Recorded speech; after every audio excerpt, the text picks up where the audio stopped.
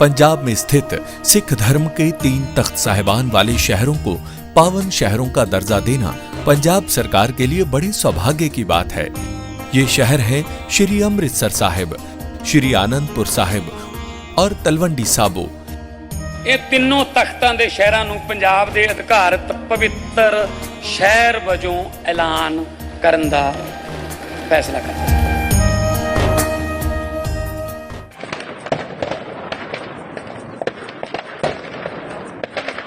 العدوان اليوم ترمي أول طلقة داخل المعسكر.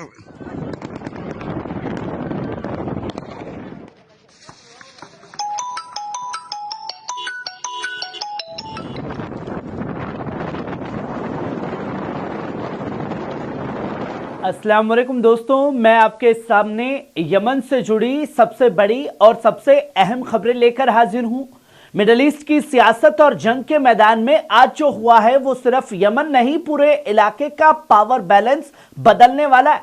दोस्तों, royal Saudi air force ने Yemen के वादी हदरमौत में यूएई का बनाया हुआ मिलिट्री हेडक्वार्टर तबाह कर दिया है। जी हां, सऊदी एयरफोर्स ने साउथर्न ट्रेडिशनल काउंसिल यानी यूएई समर्थित एसटीएस की 37वीं ब्रिगेड पर भयंकर और ताबड़तोड़ बमबारी की है। वहीं अल खशा कैंप, जहां यूएई की मिलिट्री मौजूदगी को सबसे मजबूत माना जाता था, वहीं आज सऊदी फाइटर जेट्स ने एक के बाद एक एयर स्ट्राइक कर पूरा इलाका खाली करा लिया है। रिपोर्ट्स के मुताबिक एसटीएस के बख्तरबंद वाहन, टेक्निकल गाड़ियां जलती हुई छोड़ दी गई, लड़ाके पीछे हटते नजर आए। दोस्तों, यह सिर्फ एयर स्ट्राइक नहीं है, यह सऊदी अरब का सीधा संदेश है कि यमन में अब यूएई समर्थित मिलिशिया की मनमानी नहीं चलने वाली। हदरमौत की जमीन पर जंग अब नए और निर्णायक मोड़ में दाखिल होती दिखाई दे रही है, जिसकी कई सारी अपडेट सामने आई है। जहां आप ये पहला वीडियो अपनी स्क्रीन पर देखिए, यमन में सऊदी एयर स्ट्राइक से खलबली मची पड़ी है, हर तरफ तबाही का मंजर देखने को मिल रहा है। दोस्तों, यमन से एक बार फिर बड़ी और अहम खबर सामने आई। आज रात यानी कि रॉयल सऊदी एयरफोर्स ने यमन के वादी हदरमौत के कतान इलाके में जबरदस्त एयर स्ट्राइक की। यह हमला साउथर्न ट्रेडिशनल काउंसिल यानी एसटीएस के सैन्य वाहनों पर किया गया, जिन्हें संयुक्त अरब अमीरात का समर्थन हासिल है। सूत्रों के मुताबिक इस स्ट्राइक में कई मिलिट्री गाड़ियां तबाह हुई हैं। हालांकि अब तक किसी जानी नुकसान की आधिकारिक तस्दीक नहीं हुई। इस हमले के बाद यमन में सऊदी अरब और यूएई समर्थित गुटों के बीच टकराव और गहराने के संकेत मिल रहे हैं। वहीं आप ये दूसरा वीडियो देखिए, फर्स्ट मिलिट्री रीजन में हेडक्वार्टर पर एयर स्ट्राइक। दोस्तों, यमन से एक और बड़ी खबर सामने आई। रॉयल सऊदी एयरफोर्स ने यमन के वादी हदरमौत के सियोन शहर में स्थित फर्स्ट मिलिट्री रीजन के मुख्यालय पर स्ट्राइक कर उसे तबाह किया है। यह वही सैन्य ठिकाना है जिस पर पिछले साल दिसंबर की शुरुआत में साउथर्न ट्रेडिशनल काउंसिल यानी एसटीएस के लड़ाकों ने कब्जा किया था, जिन्हें संयुक्त अरब अमीरात का समर्थन हासिल है। अब उसी हेडक्वार्टर पर भयंकर बमबारी की गई। हमला बेहद सटीक था और नुकसान पहुंचा है।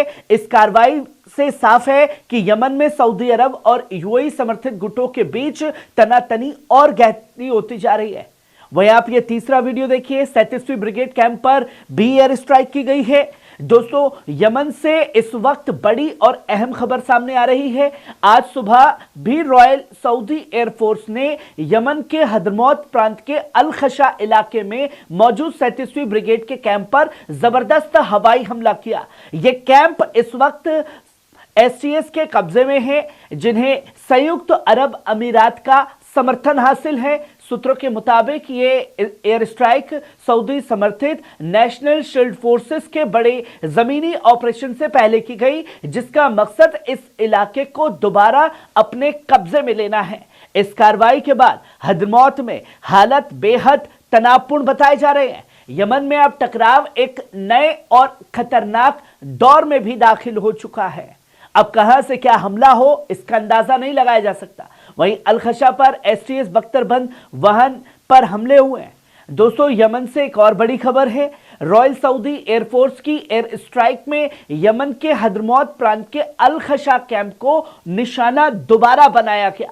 रिपोर्ट्स के मुताबिक इस हमले में एसटीएस के बख्तरबंद सैन्य वाहनों के काफिलों को टारगेट किया गया है, जिन्हें संयुक्त अरब अमीरात के द्वारा हथियार और गाड़ियां भेजी गई थी।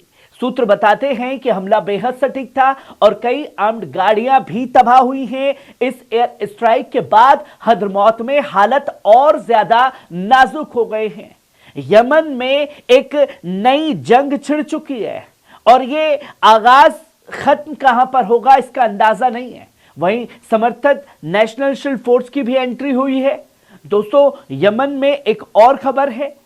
सुबह नेशनल शील्ड फोर्स यानी एनएसएफ की बड़ी टुकड़ियां अल अबर इलाके से आगे बढ़ी और हैंडओवर ऑफ कैंपस नाम के ऑपरेशन के तहत जमीनी कार्रवाई भी शुरू की।